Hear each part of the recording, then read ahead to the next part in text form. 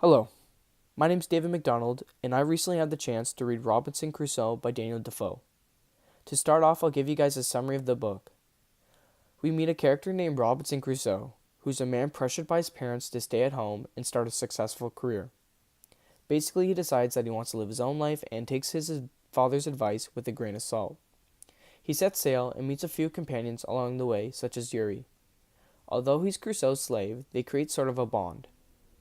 Along his travels, Crusoe encounters many sorts of successes and riches, such as maintaining a banana plantation. The novel really kicks off, though, when Crusoe is left shipwrecked on an island alone after a tragic storm in which took the lives of his fellow crew.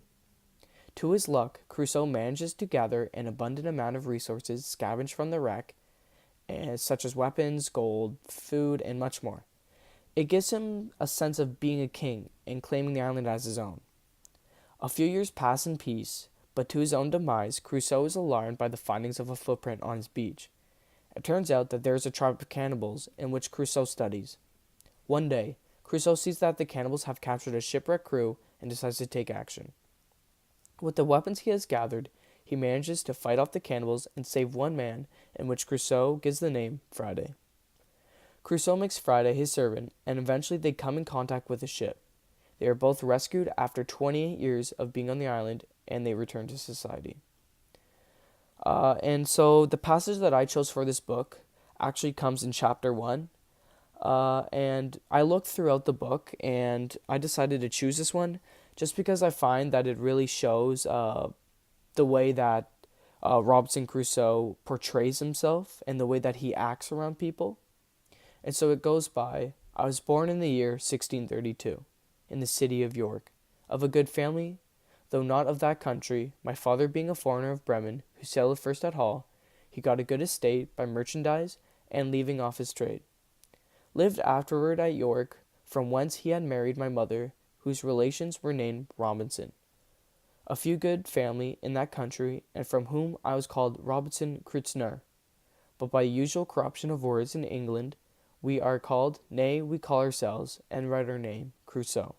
And so my companions always called me. Alright, so that was the end of the first passage. And although this quote was presented in the first chapter, I feel that it establishes a clear view on Crusoe's unsentimental mind in which he carries throughout the novel. He introduces his parents, objectively hinting at no emotional attachment or meaning to him, even when he's left stranded on an island for 28 years. The idea of his family and any remote signs of him missing them does not come up. Defoe, the author of the novel, gives us a clear representation on Crusoe's little to no emotional attachment to basically any human he encounters. The passage shows that maybe it's not just Crusoe who feels this way. Although his father was an emigrant who left his past life, he takes on the same role too as Robinson Crusoe. Another thing in which comes up is the fact that Crusoe's original last name had been changed to adapt to his new environment, and countlessly throughout the novel, he changes his identity in a way of power. For example, when he meets Friday, he teaches Friday that his name is Master.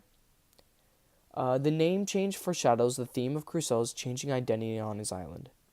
The one thing that caught me off guard while reading this novel was Crusoe's undeniable interest in possession and power. Even when Crusoe encounters one of the first humans he's seen in many years, he immediately tries to establish power over them. He sees himself as a king per se. Now, I'm not shutting down Crusoe as an evil or malicious character, but throughout the novel, I find it quite interesting that even though socialization is scarce for him, one would think that when in fact he does come into contact with someone, he would be more so emotionally attached than I would presume. Part of this, to my thinking, has to do with the fact that of the time frame he lived in. Slaves were still common and present throughout the novel, and him being Caucasian and a man of money, he had control over them and gave somewhat superiority over his fellow companions in which he established power. Another reason behind the way he acts partially has to do with the resources offered to him. Although throughout the novel he faces many threats, most of the time he has it under control, giving him the feeling that he truly owns the land. 28 years on an island, too, would also have me think that I was the king if I could survive that long.